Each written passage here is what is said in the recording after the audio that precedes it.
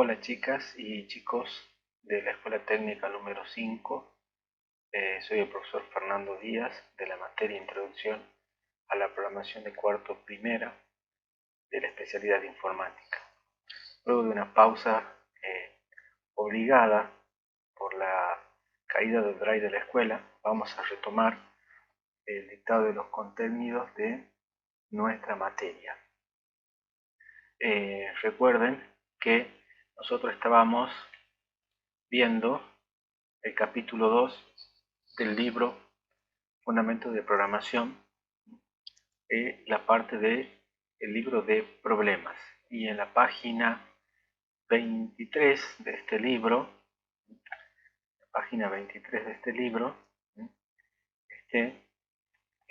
teníamos el capítulo 2, donde hablábamos de la resolución de problemas por computadora, ¿sí? Y en la etapa 2 de diseño del algoritmo tenemos herramientas de programación. Estas herramientas de programación nos van a permitir representar en forma gráfica o en forma de un pseudocódigo mediante texto. Nos van a permitir representar estas herramientas la solución, ¿sí?, de un problema que será resuelto por una computadora. Bien, esta lectura obligatoria que tenían que hacer de las páginas 23, 24 y 25 del libro, la tenían, y también la 26, la tenían como tarea en alguna de las clases anteriores. Nosotros vamos a volver al comienzo, vamos a ver cuáles son las herramientas de programación. Bien, nosotros vamos a aprender a diseñar algoritmos. Vamos a aprender a diseñar algoritmos, ¿sí? El algoritmo, ya vimos en la guía anterior, es una secuencia ordenada de pasos, ¿sí?, o instrucciones que se ejecutan una después de otra para encontrar la solución a un problema. Bien, este algoritmo, ¿sí?, puede ser representado de tres formas básicamente. Bien, un diagrama de flujo, ¿sí?, o un diagrama NS, Nazi-Schneiderman, o pseudocódigo. Bien, nosotros vamos a empezar por la herramienta, ¿sí?, más sencilla, que es el diagrama de flujo. Vamos a ver de qué se trata. Fíjese, para repasar lo que está escrito acá, podemos decir que un algoritmo puede ser escrito en castellano narrativo, pero esta descripción suele ser demasiado prolija y además ambigua. Ambigua es que puede tener distintas interpretaciones. Para representar un algoritmo se debe utilizar algún método que permita independizar dicho algoritmo de los lenguajes de programación. Bien, y al mismo tiempo conseguir que sea fácilmente codificable. Bien, entonces la secuencia va a ser la siguiente. Nosotros ya sabemos que es un algoritmo. Vamos a estudiar, ¿sí?, herramientas para la representación de algoritmos, ¿sí? En este caso vamos a empezar con diagrama de flujo, que es la más sencilla, ¿sí?, como para ir empezando a trabajar con el tema, ¿sí? Nosotros vamos a armar un diagrama de flujo que represente un algoritmo. Y ese algoritmo va a resolver algún problema. Bien, después de que armemos el diagrama de flujo, vamos a ver si ese diagrama de flujo puede representarse, ¿sí?, en algún lenguaje de programación. Bien, nosotros vamos a tratar de trabajar con un simulador que se llama PCInt, que en su momento se lo voy a presentar, para hacer correr nuestros algoritmos, ¿sí? O sea, que lo ejecute. Vamos a ver cómo mediante una computadora o a través de un celular se pueden ejecutar esos diagramas de flujo. Bien, reitero, entonces, yo tengo un problema y si lo quiero resolver por computadora, lo que voy a hacer es lo siguiente. Bien, voy a armar, voy a crear, voy a diseñar un algoritmo como una secuencia de pasos ordenados para resolver ese problema. Bien, como hicimos con el cambio de la lámpara, ¿sí?, en uno de las clases anteriores, que necesitamos cambiar una lámpara y teníamos una secuencia ordenada de pasos para poder cambiar la lámpara, ¿sí? El problema, ¿sí?, era ese, poder cambiar una lámpara que estaba quemada y cuáles eran los pasos que teníamos que seguir. Bien, nosotros nos vamos a tratar de enfocar en algoritmos que requieran un procesamiento computacional para encontrar una solución. Entonces, después de pensar mi algoritmo, cómo lo voy a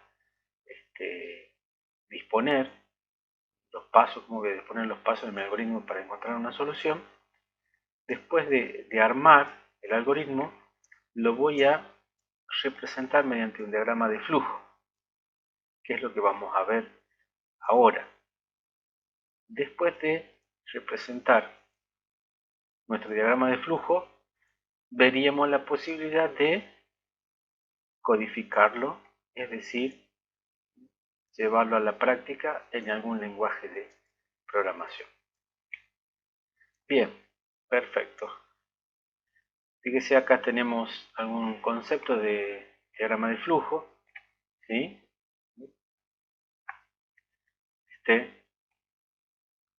Dice, fíjense, los diagramas de flujo se utilizan tanto para la representación gráfica de las operaciones ejecutadas sobre los datos a través de todas las partes de un sistema de procesamiento de información. Diagrama de flujo del sistema como la representación de la secuencia de pasos necesarios para describir un procedimiento particular. Diagrama de flujo de detalle. ¿Sí? Bueno,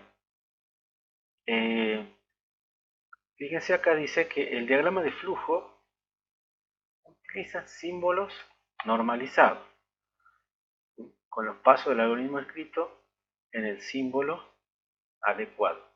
Y los símbolos unidos por flechas, determinadas líneas de flujo que indican el orden en que los pasos deben ser ejecutados.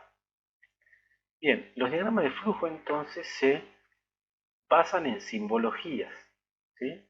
Demuestran una simbología, acá para que ustedes puedan familiarizarse.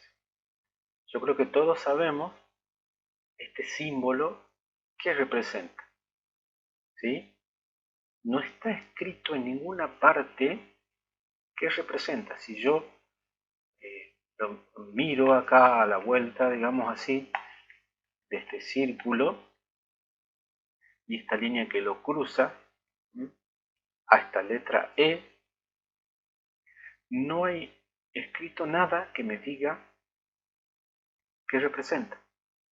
Bien, o sea que yo visualmente, cuando veo ese símbolo, yo sé que significa algo. Bien, sin necesidad de que esté escrito. Bien, así de esa manera se maneja la simbología de los diagramas de flujo. Bien, este símbolo significa no estacionar. Cuando yo lo vea este símbolo, significa que no tengo que estacionar porque no está permitido. ¿Sí? Y no está escrito en ninguna parte. De igual manera, en los diagramas de flujo, cuando yo vea determinados símbolos, pero que en este caso son figuras geométricas o figuras parecidas a geométricas, esos símbolos van a representar algo. Fíjense, este material yo ya le voy a subir al aula.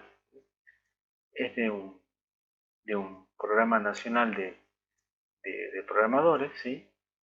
Está a un nivel muy básico, ¿sí? Para que ustedes lo puedan entender. Fíjense, ¿sí? Referencias de símbolos de diagrama de flujo.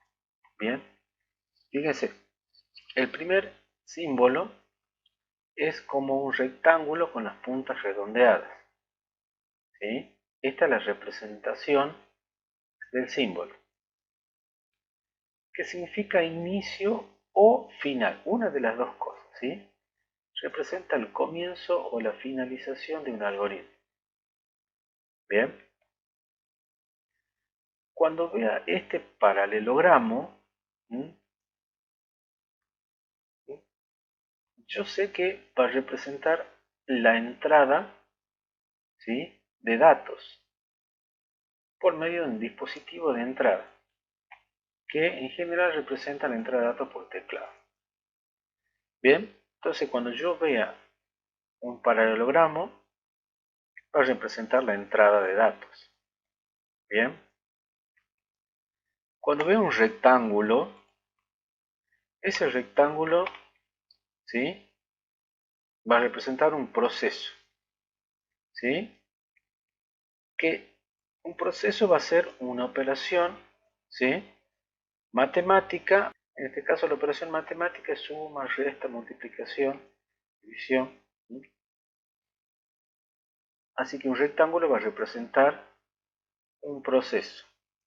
¿Se acuerda cuando nosotros veíamos en la parte de análisis de problemas que había el método que resolvía, ¿sí?, el problema? Era una operación. Bueno, en este caso es cuando queremos pasar de análisis del problema a diseño del problema, ¿sí?, el método de cálculo se va a transformar en una operación y la operación la vamos a representar con un proceso. Bien. Después tenemos, ¿sí?, un rombo que va a representar el significado de cuando yo veo un rombo, ¿sí?, va a representar la decisión. Bien. Para que yo pueda decidir tiene que haber una condición, ¿sí? Tiene que haber una comparación, ¿sí?, entre distintos valores. Cuando yo evalúe esa condición lógica, voy a tener dos resultados posibles, el verdadero o el falso. Bien, en función de que si se cumple esa condición lógica o no. Bien, y la salida, ¿sí?, va a ser este rectángulo seccionado, ¿sí?, que va a representar la salida de datos o resultados. ¿Sí? Fíjense, sirve para representar los mensajes que el sistema le muestra al usuario por pantalla. Bueno, esto hay varios estándares, o sea, varias formas de representar. Por ejemplo, cuando un poco más adelante veamos PCI, van a ver que estos símbolos no son tal cual. En el simulador no van a estar tal cual, pero lo que importa es el concepto. ¿Para qué sirve? ¿Cuál es la función de cada símbolo? Bien, esto es muy importante que ustedes lo empiecen a estudiar y a fijar. Bien, por último, hay tipos de datos, ¿sí?, que las computadoras manejan, ¿sí? Fíjese el tipo de dato texto, ¿sí?, representa una cadena de caracteres. ¿Qué va a ser un carácter? Un carácter puede ser la letra, ¿sí? La letra E, ¿sí? O la letra H, ¿sí? Puede ser un número, como el 2, o puede ser el signo pesos, o pueden ser las comillas dobles, o puede ser la coma. O sea, caracteres especiales. Entonces, un tipo de dato texto pueden ser letras, pueden ser números y caracteres especiales, ¿sí? En algunos lenguajes de programación se llama string, ¿sí? O cadena. Son sinónimos que tienen que empezar también a eh, memorizar, digamos así, ¿no? Recordar. Bien, después viene el tipo de dato entero que representa, bueno, un número entero, ¿sí? La edad de las personas, por ejemplo, 15, 16, 17, 30, 2 años, ¿sí? Se pueden representar con valores enteros y en algunos lenguajes se le conoce como int. Y decimal, ¿sí? Es el número decimal que tiene una coma flotante, punto flotante, es decir, tiene números decimales, por ejemplo, el precio de algún producto, ¿sí? Fíjese que en algunos lenguajes se conoce como float o doble. Bien, y el booleano, ¿sí? Que pueden ser valores de dos tipos, ¿sí? Verdadero o falso. ¿Sí? Bueno, esto sería los temas que vamos a empezar a trabajar, ¿sí? Esta clase sería como la clase del día lunes de esta semana, el día 29 de junio, así que le voy a estar subiendo también un trabajo práctico que va a ser como una especie de rompecabezas donde ustedes van a poder armar, ¿sí? Y jugar con estos de la simbología. Bien, entonces, rectángulo, punta seccionada, inicio fin de un algoritmo, paralelogramo entrada de datos, rectángulo proceso, una operación matemático-lógica, rombo un símbolo de decisión, este paralelogramo seccionado, la salida de datos por pantalla, porque hay otro tipo de salida. Bueno, hasta acá llegamos con esta clase. Le estaré subiendo el trabajo práctico de este tema, como para ir avanzando. Chicos, no se olviden de subir las tareas. La tarea anterior solamente subieron 12 alumnos de 34 que están en el aula. Así que bueno, les pido que vayan presentando las tareas, que no se queden, porque bueno, después ya se viene el receso de invierno, así que tenemos que estar preparados.